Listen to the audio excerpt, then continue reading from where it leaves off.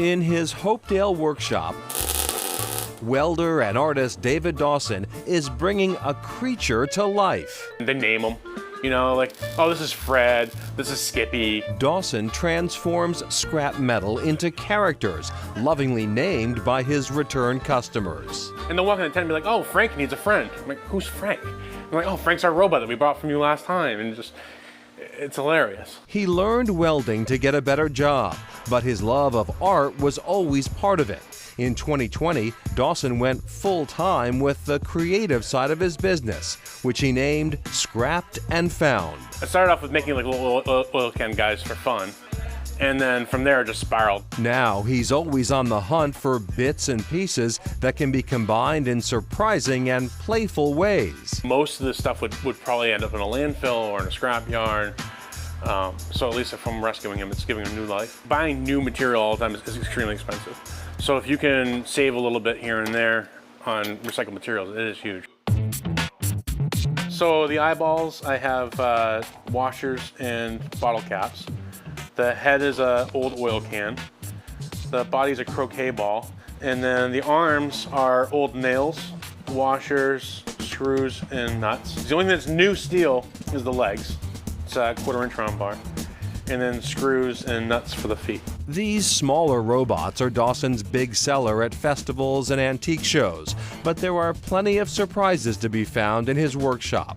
A 10-foot tall robot, a truck heater used as a mannequin's head, a cow with a paintbrush tail. I'll go months without finding anything, and then all of a sudden I'll find a bunch of stuff. Like I drove to Ohio to find a guy that has cylinder caps that I use on the planters, and I was able to buy 500 all at one time.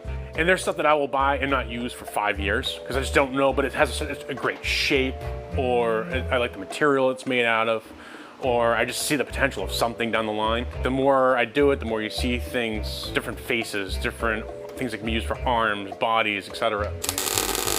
And there are creatures yet to come to life, waiting in these bins.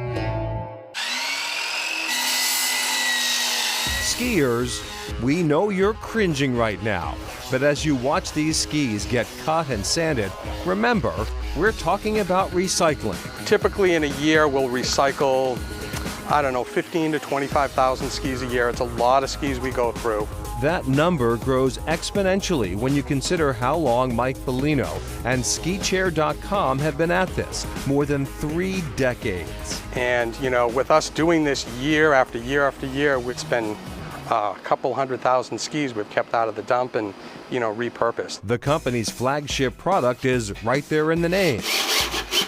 Chairs made from skis. But since Chronicle first met Bellino nearly 20 years ago, he has expanded his offerings. We make a lot of much smaller items, bottle openers, wine racks, shot skis, and that's really what is keeping Ski Chair going now. There are also benches made from snowboards and wakeboards, and chairs made with golf clubs. Most of the sports equipment comes to SkiChair.com's Millbury workshop, directly from manufacturers. They have lots of brand new skis that get pushed out of warehouse space. We will take that. We take their warranty skis, and basically what's happening is we're paying the shipping, saving them money, and repurposing their branded product. Bellino's inspiration for this venture was personal. I bought a house on Quinsigamond, built this enormous dock, and needed furniture for it. And I was up at Mount Wachusett in a ski racing league, NASTAR league. And at the end of the season, I was at the bar having a couple of drinks, and it just came over me. I'm gonna build some chairs made of skis. And that's how we started. And Mike's entrepreneurial spirit has spread to his son, Max, who has brought recycling to a water sport called foiling. Foiling, right? The foils have these small little wings that sit under basically a wakeboard, and then that rises the board out of the water as you go forward. So Max is repurposing old wakeboards and attaching those wings and using that to recycle a bit. It's Good for him. pretty cool. Yeah. All right, still ahead, a new kind of snack bar.